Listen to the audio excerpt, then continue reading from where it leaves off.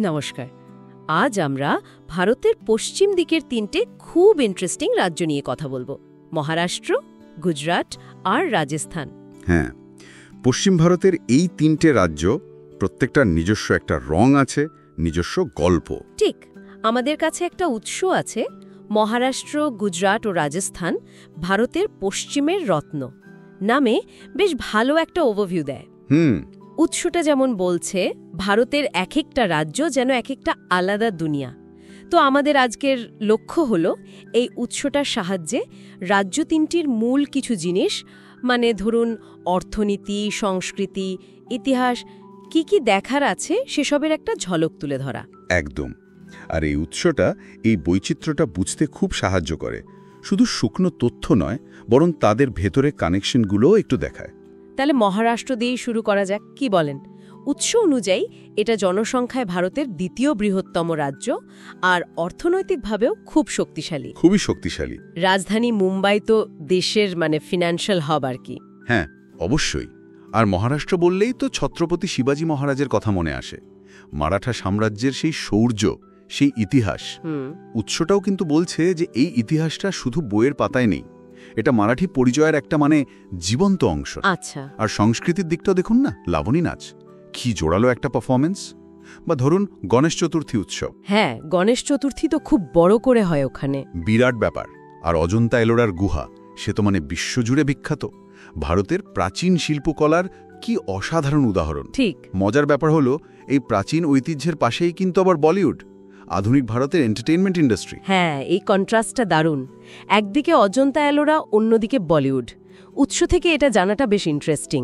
আচ্ছা, মহারাষ্ট্রের পর এবার একটু উত্তরে যাই, গুজরাট, মহাত্মা গান্ধীর জন্মভূমি। গুজরাট ব্যবসা, উদ্যোগ। এখানকার টেক্সটাইল ইন্ডাস্ট্রি বস্ত্রশিল্প খুবই বিখ্যাত। হ্যাঁ, কচ্ছের শাল বা ওই যে বান্ধনী প্রিন্ট। ঠিক ধরেছেন। কচ্ছের ওই ফাইন কাজ আর বান্ধনী টাইডাই সারা বিশ্বের কদর আছে। আচ্ছা। ঐতিহাসিক দিক থেকে দেখলে সোমনাথ মন্দির, দ্বাদশ জ্যোতির্লিঙ্গের একটা, কতবার যে এর পুনর্গঠন হয়েছে। সে তো বটে। আর গির অরণ্য, এশিয়াটিক লায়নের একমাত্র জায়গা, এটাও গুজরাটকে একটা আলাদা পরিচিতি দেয়। আর উৎসবের কথা বললে নবরাত্রির সময় গরবা নাচের ধুম, সে তো দেখার মতো। হ্যাঁ, গরবা তো খুবই ফেমাস।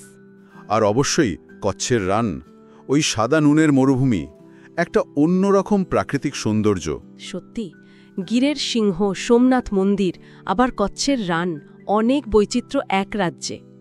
উৎস থেকেই জিনিসগুলো এক জায়গায় পাওয়াটা কাজের। আচ্ছা, সবশেষে তাহলে রাজস্থান। রাজস্থান নামটা শুনলেই যেন চোখের সামনে কেল্লা, মরুভূমি, রাজপুত বীরত্বের ছবি ভাসে। একদম। জয়পুর পিঙ্ক সিটি, তার রাজধানী। ঠিক। আর রাজস্থানের ইতিহাস, সেটা তো ওর নামের মধ্যেই আছে, রাজাদের স্থান। উৎস যেমন বলছে, মেওয়ার, মারওয়ার, এই রাজপুত রাজ্যগুলোর গল্প। তাদের বীরত্ব, তাদের তৈরি করা স্থাপত্য। আমের ফোর্ট দেখুন, বা যোধপুরের মেহরানগড় ফোর্ট, কি বিশাল, কি তার কারুকাজ, অসাধারণ। আর সংস্কৃতি, ঘুমর নাচটা দেখেছেন? মহিলারা রঙিন ঘাগরা পরে কি সুন্দর ধীর ছন্দে নাচে। হ্যাঁ, দেখেছি, খুব গ্রেসফুল। ঠিক। ওখানকার লোকগান, পোশাকের রং, উটের মেলা, বিশেষ করে পুষ্কর মেলা, সব মিলিয়ে একটা বর্ণময় জগৎ। আর থর মরুভূমি। অবশ্যই। থর মরুভূমির ওই সোনালি বালিয়ারি, সাম স্যান্ড ডিউন্সের সূর্যাস্ত দেখাটা একটা দারুণ অভিজ্ঞতা। তাহলে দেখুন, আলোচনাটা গুছিয়ে আনলে কি দাঁড়ায়। মহারাষ্ট্র তার শক্তি, তার ইতিহাস আর সংস্কৃতির মেলবন্ধনের জন্য, গুজরাট তার বাণিজ্য, শিল্প আর ঐতিহ্যের জন্য, আর রাজস্থান তার রাজকীয় ভাব, দুর্গ আর মরুভূমির জন্য। একদম।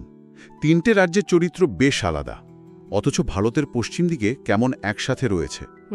আর উৎসের মূল কথাটা কিন্তু এটাই, এদের সংস্কৃতি, ইতিহাস হয়তো ভিন্ন, কিন্তু এরা সবাই মিলেই ভারত। এই যে বৈচিত্র্যের মধ্যে ঐক্য, এটাই হয়তো ভারতের আসল সৌন্দর্য। ঠিক। প্রত্যেকটা রাজ্যের নিজে নিজের গল্প আছে, আর সেই গল্পগুলো মিলেই ভারতের এই বিশাল পরিচয়টা তৈরি হয়। এই উৎস থেকে পাওয়া তথ্যগুলো জানার পর একটা প্রশ্ন মনে আসছে।